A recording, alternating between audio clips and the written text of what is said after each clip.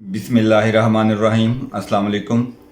Earbuds जिन्हें हम phone सुनने के लिए या म्यूज़िक सुनने के लिए यूज़ करते हैं, ये बेसिकली मिनी लाउड स्पीकर्स होते हैं।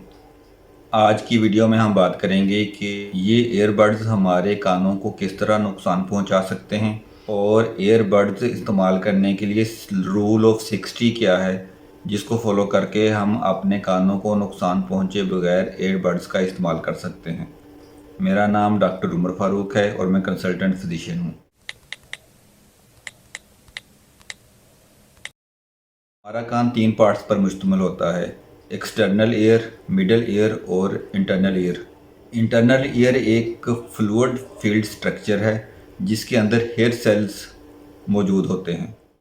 कोई भी आवाज़ एक्सटर्नल और मिडल ईयर से होते हुए जब इंटरनल ईयर तक पहुंचती है तो जो हेयर सेल्स हैं वो इस आवाज़ को इलेक्ट्रिकल इम्पल्सिस में कन्वर्ट करते हैं जो ब्रेन तक जाती है, जिसे हमें आवाज़ सुनाई देती है।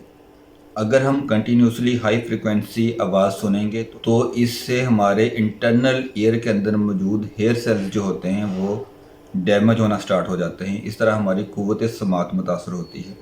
इसके अलावा ईयरबड्स एक और तरीके से भी हमारे कानों को नुकसान पहुंचाते हैं। वो इस तरह के, जब हम कानों के अंदर ईयरबड्स लगा लेते हैं तो क्योंकि इसके बाद कान के अंदर जो हवा की एंट्री है वो बंद हो जाती है, तो कान के अंदर इन्फेक्शन पैदा होने का खतरा हो जाता है।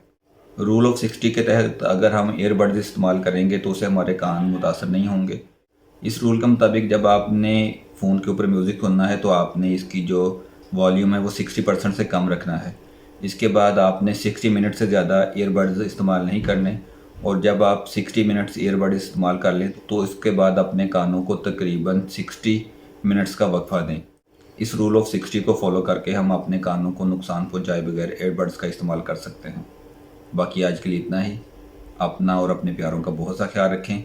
अल्लाह ताला हमारा हामी नासिर हो। अल्लाह हाफिज़।